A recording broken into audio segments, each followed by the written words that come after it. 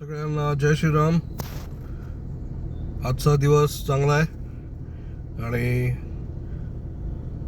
जो आधीचा व्हिडिओ त्याबद्दल तुम्ही भरभरून प्रेम दिलं, जो माझा पहिला प्रयत्न होता त्याबद्दल आपला प्रेम सपोर्ट आपण जे दिलं त्याबद्दल कमेंट्स आणि त्याच्यातले जे सजेशन्स होते ते लक्षात ठेवून यापुढे आता शॉर्ट व्हिडिओज देण्याचा प्रयत्न करीन.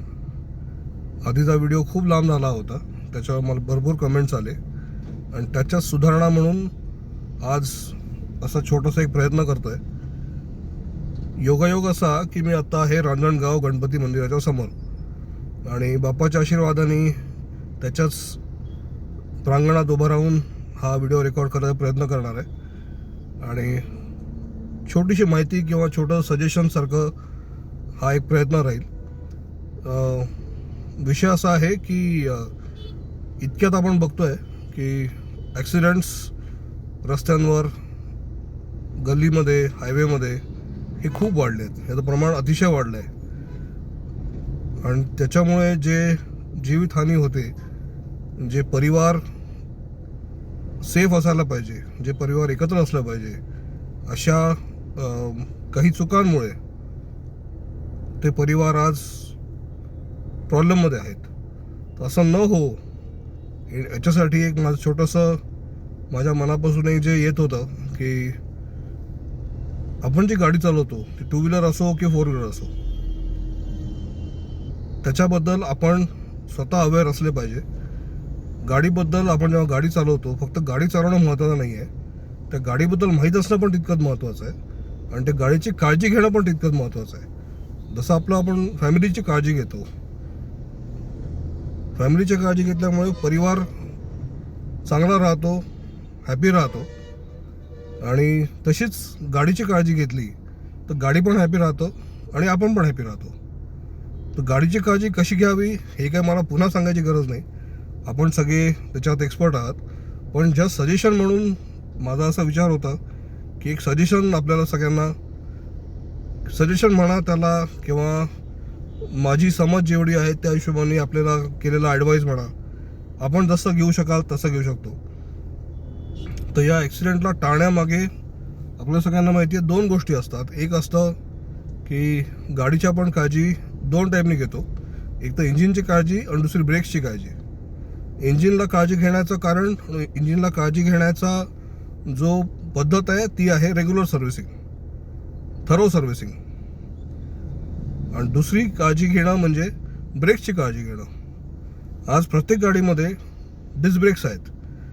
डिस्क ब्रेक्सला वन आउट व्हायला जास्ती वेळ लागत नाही, कारण ती टेक्नॉलॉजी ॲडव्हान्स असल्यामुळे त्याला जे ब्रेकिंग दिलं आहे ते इन्स्टंट आहे.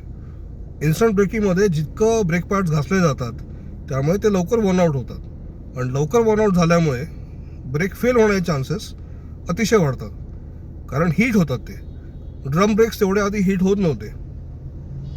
डिस्क ब्रेक्स आता हीट होऊन मेल्ट होणं किंवा फेल होणं ह्याची संख्या अतिशय वाढली आहे. ते न हो, ते झालं नाही पाहिजे, याच्यासाठी आपण ब्रेक्सची काळजी घेतली पाहिजे. जनरली असं ॲडवायजेबल असतं की प्रत्येक ब्रेक गाडीमध्ये असलेला हा 20,000 ते 25,000 किलोमीटरपर्यंत फंक्शनल असतो, चालतो तो, जे नवीन डिस्क ब्रेक्स आहेत.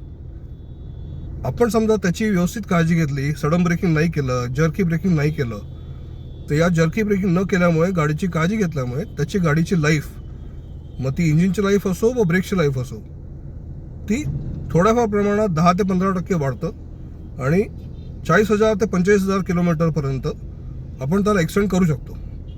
आणि 45,000 किलोमीटरपर्यंत एक्सटेंड केल्यानंतर तसं माझ्या गाडीचे ब्रेक्स 40,000 किलोमीटरला बदलले. तर this is a very healthy practice.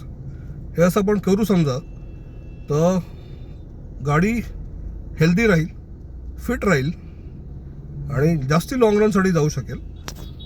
आणि जास्ती लाँग रन गेलं तर आपल्याला पण जेवढा कॉस्ट लागतो तो कॉस्ट पण कमी होईल आणि सर्व्हिसिंग आपण वेळच्या वेळ केलं त्याला पण जास्ती किंमत लागत नाही. गाडी कुठली असो, वेळच्या वेळ सर्व्हिसिंग झाली ते आपल्या बजेटमध्ये राहतं.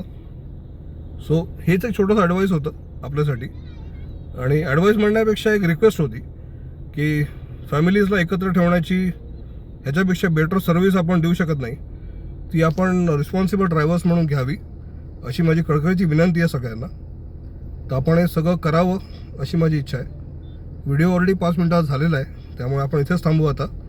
आणि असे छोटे शॉर्ट व्हिडिओज जितके होऊ शकेल तितके देण्याचा प्रयत्न करीन मी. सो गणपती बाप्पा मोरया, मंगल मूर्ती मोरया. जय जय श्रीराम. धन्यवाद.